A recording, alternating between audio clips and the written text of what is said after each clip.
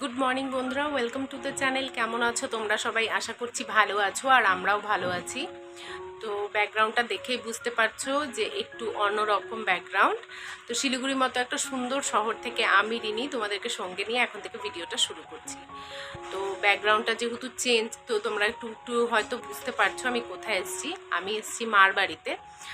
কালকে এসেছি, হাজব্যান্ড একটা কাজে গেছে, তো তার জন্য আমি ভাবলাম আমিও একটা দিন ও কাজে রয়েছে বাইরে, তো আমি ভাবলাম একটা দিন আমিও একটুখানি মার বাড়িতে থেকে আসি। সেভাবে একটা এসে তো এখন থাকা হয় না, যবে থেকে শাশুড়ি মা মারা গেছে। মনি থাকতে তখন অসুবিধা হতো না, মাঝে মধ্যে আসতাম, এসে 2-4 দিন করে থেকে যেতাম। তো এখন যেহেতু মনি নেই, তো ওইভাবে করে তো সবাইকে ছেড়ে বা সবার একটা খাওয়া দাওয়ার ব্যাপার থাকে, বা বাড়িতে মহিলা বলতে আমি একা, তো এরকম করে তো আসা যায় না সবসময়। কখনো কখনো এসে হয়তো সারাদিনটা থেকে বিকেলবেলা হয়তো চলে যাই এরকম।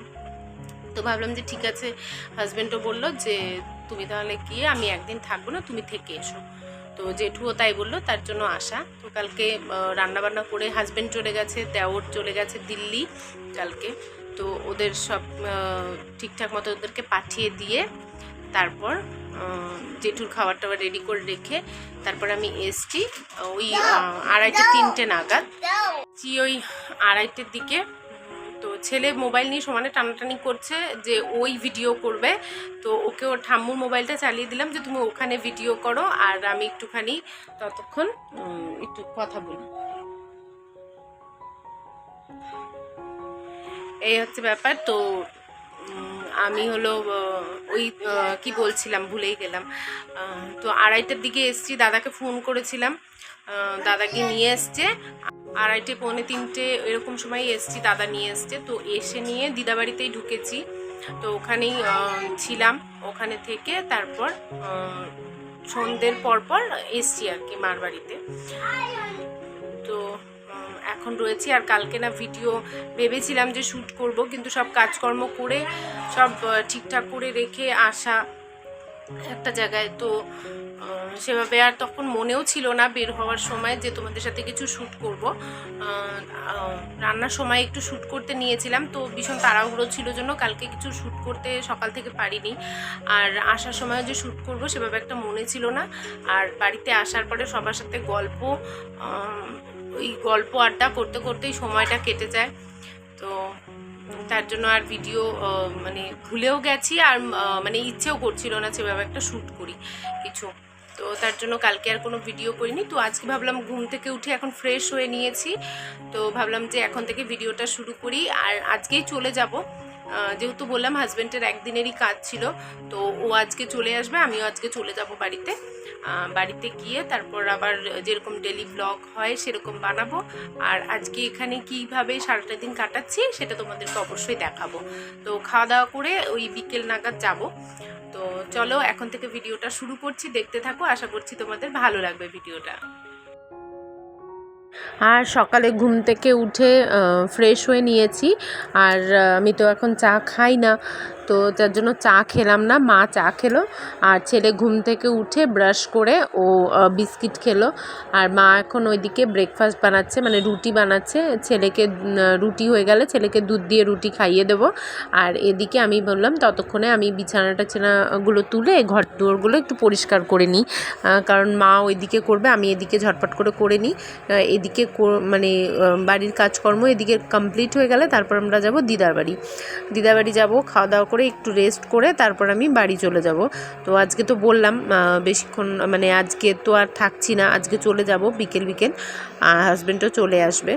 তো এই জন্য আমি বললাম যে তুমি ওইদিকে সামলাও, ব্রেকফাস্ট বানাও, আমি ততক্ষণ বিছানাটা তুলে আমি ঘরগুলোকে গুছিয়ে নিই।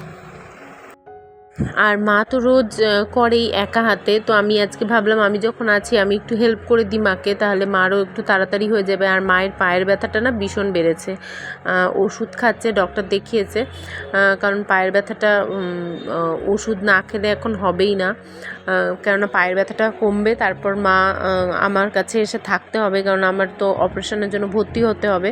তো অপারেশনের টাইমটা মা আমার কাছে থাকবে। আমি মাকে বলেছি তুমি ওখানেই থেকো, আমার কাছে চলে যেও, এখানে আর আমি আসবো না। দেখা যাক, যদি সেরকম মনে হয় যে মার বা অসুবিধা হচ্ছে ওখানে থাকতে বা কিছু, হয়তো কদিন ওখানে থাকলাম, কদিন এখানে থাকলাম, এরকম করেও থাকতে পারি। এখনও সেভাবে কোনো ডিসিশন নেওয়া হয়নি। তো যত সম্ভবত ওই বাড়িতেই থাকবো, শ্বশুরবাড়িতেই থাকবো। যদি কখনো সেভাবে একটা দরকার হয় বা যদি কখনো মনে হয় যে ঠিক আছে ওখানে গিয়ে আরও 2-4 দিন রেস্ট করে নিই, মারও ওইদিকে ঘর দুয়ারগুলো ওইভাবে রেখে আসতে পরে সব ধুলো পড়ে যায়, আবার গিয়ে পরিষ্কার করতে অনেকটাই ঝামেলা হয়। তো ওইভাবে যদি মনে হয় কখনো, তো তাহলে আসতেও পারি, এখানে 2-4 দিন থেকে গেলাম, সেটা তো পরের ব্যাপার, সেটা তখন ডিসাইড করা যাবে। এখন আপাতত ডিসিশন নিয়েছি আমরা যে ওখানেই থাকবো আমি অপারেশনের পরে, এই আর কি। আর কিছু কারণও রয়েছে, যেহেতু আমাদের বাড়িতে কাকা আছে, তারপর জেঠু রয়েছে, ও আমার হাজব্যান্ড রয়েছে, তো ছেলের অতটা একটা অসুবিধা হবে না, সবাই মিলে ঝুলে ওকে একটু রাখতে পারবে। আর এখানটায় হলে মার পক্ষে ভীষণ অসুবিধা হয়ে যাবে, ওকে সামলে আমি অপারেশন করে আসবো, আমার সব কিছু ঠিকঠাক মতন করা মার জন্য একটু অসম্ভব হবে। আর মাসির পক্ষে পসিবল না, কারণ দিদার বয়স হয়েছে, মাসিকে ওই বাড়িতে সব কাজকর্মগুলো করতে হয়, দিদাকে দেখতে হয়, তো তার জন্য ওর পক্ষেও পসিবল না।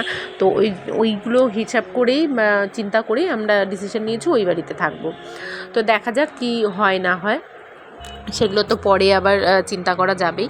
আর রোজ তোমাদেরকে দেখাই আমি আমার ঘরের বিছানাপত্র তুলছি, গোছাচ্ছি। আজকে এ বাড়ির বিছানা গোছালাম, বিছানা গোছানোটা কেমন হয়েছে অবশ্যই জানিও। ওই ঘরের বিছানা তুলে গুছিয়ে চলে এসেছি এই ঘরের বিছানাটা তুলবো তোলাই আছে, একটুখানি আর একটু মানে টান করে একটু গুছিয়ে সুন্দর করে রাখবো আর কি, এটাই করব। তারপর করব স্নান পুজো করে তারপর ব্রেকফাস্টটা করব, করে তারপর যা কাজ আছে মার এদিকে, মা এদিকে বানাবে মাছের ঝোল, আর মাসি ওইদিকে আরও রান্নাবান্না করছে। তো মাসিও বোধহয় মাছের ঝোল রান্না করছে, মাও এদিকে মাছের ঝোল করছে। আর আজকে দিদাবাড়িতে গিয়েই ভাত খাবো, কিন্তু মা মাছ নিয়েছে, তো তার জন্য মা বললো মাছের ঝোলটা আমি তাহলে করে নিয়ে যাই, এই আর কি। আর তোমাদের সাথে বকবক করতে করতে এই ঘরে বিছানাটাও গুছিয়ে নিয়েছি। তারপর ছেলেকে খাইয়ে আমি গেছিলাম স্নান করে এসে আমি আজকে পুজো দিয়ে নিয়েছি। তো সুন্দর করে ফুল দিয়ে, মা অনেক ফুল নিয়ে এসেছিলো কিনে, তো সেই সব ফুল দিয়ে সুন্দর করে সাজিয়ে গুছিয়ে পুজো দিয়েছি। তারপর এসেছি দিদার বাড়িতে। এখন দিদার বাড়িতে এসে ঢোকার সময় নিচের দাদাদের ঘরে ও হচ্ছে 2 দিন বিড়াল দেখেছে, তো এবার ম্যাও দেখলে ওকে ওখানে যেতেই হবে। ও ম্যাও দেখার জন্য ভিতরে গেছে, ভিতরে গিয়ে ব্যাস ম্যাও তো আর খুঁজে পায়নি, ওদের বিড়ালটা মারা গেছে। তো ম্যাও পায়নি, কিন্তু 2টো হেন দেখেছে, আর তার সাথে ওদের সাথে সমানে খেলা করছিল। যেহেতু নিচের ঘরের দাদার 2 মেয়ে রয়েছে, ওরাও ভীষণ বাচ্চা পছন্দ করে, তো ওদের সাথে খেলছিল। আর ডক্টর সেট ছিল, সেটা দিয়ে ও সবাইকে ওষুধ খাওয়াচ্ছে, ইঞ্জেকশন দিচ্ছে। এখন সব সময় না ও এই একটা খেলাই খেলে যে ও ডক্টর হয় আর সবাইকে ওষুধ খাওয়ায় আর ইঞ্জেকশন দেয়, এই রকম আর কি। তো খুব ওদের ওখানে খেলছিল, ও কিছুতেই আসবে না, তো জোর করে নিয়ে আসা হয়েছে। নিয়ে এসে তারপর ভাত খাওয়ালাম, ওকে ভাত খাওয়ালাম, ডিম সেদ্ধ, মাছ আর মাছের ঝোল থেকে একটা আলু দিয়ে ওকে ভাত খাইয়েছি। তারপর আমরাও ভাত খেয়ে নিয়েছি। আর ওইদিকে তোমরা দেখতেই পেলে বিয়ের ক্যাসেট চালিয়েছে, তো বিয়ের ভিডিও দেখছিল সবাই মিলে বসে। আর আমি এখানে জিনিসপত্রগুলোকে প্যাক করে নিচ্ছি, কারণ আজকে চলে যাব। আর একদিনের জন্যই এসছি, তবুও একটা বড় সড়ো ব্যাগ হয়ে গেছে, কারণ যেহেতু বাচ্চা নিয়ে এসছি, তো তার তো একটা জামা নিয়ে আসতে হয় না, তার 2-3-4টা মতো জামা এনেছি, হাগিস এনেছি, কেননা ছেলে সারাদিন এখন হাগিস পরে না, রাত্রিবেলাটা ওকে হাগিস পরাই, তবুও সেভাবে একটা পরতে চায় না, তবুও রাত্রিবেলায় হাগিস পরাই। আর তার সাথে একটা যেহেতু বাচ্চা নিয়ে আসবো, তার নানান রকমের ওষুধ রয়েছে, সেই সব, যদি পেটে ব্যথা হয়, যদি ঠান্ডা লেগে যায়, যদি কাশি হয়, এই সব চিন্তা করে ও নানান রকমের ওষুধ এনেছি। তার সাথে তো আমার ওষুধ রয়েছে, আর নিজেদের একটু স্কিন কেয়ার তো করতেই হয়, তার জন্য একটা মতো ক্রিম, 1-2, এই আর কি, এই সব দিয়েই ব্যাগ ভরে গেছে। আর মার এখানেও আমার কতগুলো নতুন শাড়ির ব্লাউজ পিস ছিল, যেগুলো অনেক দিন ধরেই এখানে ছিল, বানানো হচ্ছে না। তো আমি ভাবলাম ওই ব্লাউজ পিসগুলো নিয়ে যাই। কুর্তি ছিল, তো সেসবগুলো নিয়েছি। ব্যাগটা বেশ অনেক বড়সড় হয়ে গেছে। আর এই আর কি। তো ছেলে অনেক চকলেট পেয়েছে, মানে মামা এনে দিয়েছে, তারপর মামা দাদু এনে দিয়েছে। ও অ্যাকচুয়ালি আমার মামাকে দাদা ভাই বলে ডাকে, তো হিসেব মতন তো ওর মামা দাদুই হয়। তো ও বলেছে যে লস্যি নিয়ে আসবে আমার জন্য, চকলেট নিয়ে আসবে। তো ওরা নিয়ে এসছে। তো ওগুলো সব ছিল। পাশের ঘরে বৌদি, ও হচ্ছে ওর জন্য চকলেট নিয়ে এসছে। তো অনেক চকলেট হয়ে গেছে। ওগুলো সব এখন আমি ব্যাগের মধ্যে ভরে নিলাম, কেননা বাইরে দেখতে পেলেই এখন একের পর এক চকলেট খাবে, তারপরে তো ব্যাস আর বলার নেই কিছু, খাওয়া দাওয়া বন্ধ। তো হাজব্যান্ডকে বারবার করে ফোন করছিলাম। তো ওর ফ্লাইট ছিল 2টোর সময়। ও নামতে 4:15 মতো বেজে যাবে। তারপর আমি মোটামুটি এখান থেকে রওনা হব, কেননা ওর বাগডোগরা থেকে আসতে যত সময় লাগবে আমার এখান থেকে বাড়ি যেতে অতটা সময় লাগবে না। আর দাদাকে ফোন করেছিলাম, দাদাও বললো আসছি, তো ওই আমাকে দিয়ে আসবে। ও এসে ভাত খাবে, খেয়ে তারপর আমাকে নিয়ে যাবে।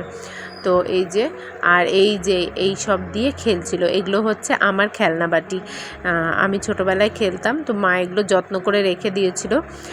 যখন আমি মানে বড় হয়েছি, চাকরি বাকরি করতাম, তখন মা বলতো যে যখন জব করতাম বা কলেজে পড়তাম, তখন মা বলতো এগুলো যত্ন করে রেখে দেবো, তোর ছেলে মেয়ে হলে তারা খেলবে।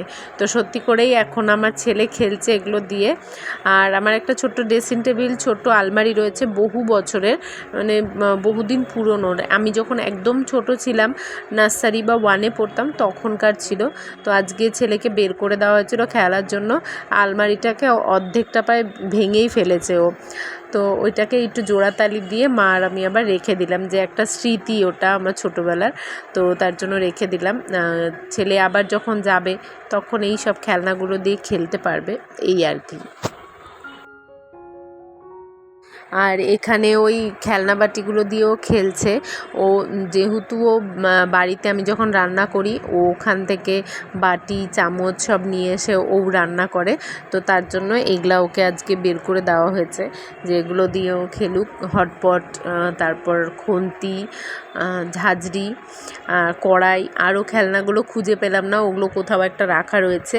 সময় হাতে থাকলে পরে খুঁজে বের করতাম, তো আজকে সেরকম একটা সময় ছিল না হাতে। আরও রান্না করে সবাইকে খাওয়াচ্ছে, এক এক করে মাকে, মাসিকে, দিদাকে, সবাইকে ও খাওয়াচ্ছে। আর তারপর দাদাও চলে এসেছিলো, দাদা এসে এখন ভাত খেয়ে নিচ্ছে, তারপর আমরা বেরোবো।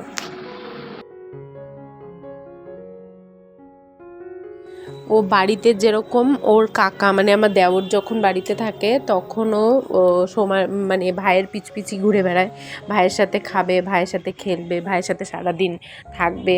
তো এবার দেখছি বাড়ি এসে সেরকমটা ওর মামার সাথেও করছে।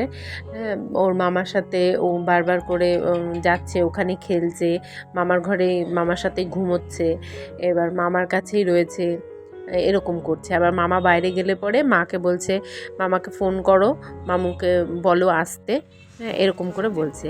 আর বেরিয়ে গেছি আমরা, ও হর্ন বাজাবে, ও গাড়ি চালাবে। তো দাদা ওকে নিয়ে বেশ কিছুক্ষণ চালালো পাড়ার মধ্যে, যতক্ষণ আমরা মেন রোডে না মানে উঠিনি ততক্ষণ। তো ও বারবার করে হর্ন দিচ্ছে আর স্টিয়ারিং ঘুরিয়ে দিচ্ছে। তো মেন রোডে উঠে নিয়ে তারপরে ওঠার আগ দিয়ে দাদা আমাকে বলছে যে এখন আর ওকে নিয়ে গাড়ি চালানো যাবে না, এবার তুই ওকে কোলে নিয়ে বস। তো এই যে এখন আমরা বাড়ি চলে যাচ্ছি। আজকের ভিডিওটা এই অবধিই ছিল। আশা করছি তোমাদের ভিডিওটা ভালো লেগেছে। ভালো লেগে থাকলে অবশ্যই সাপোর্ট করো, পাশে থেকো। আজকের মতন টাটা, বাই বাই।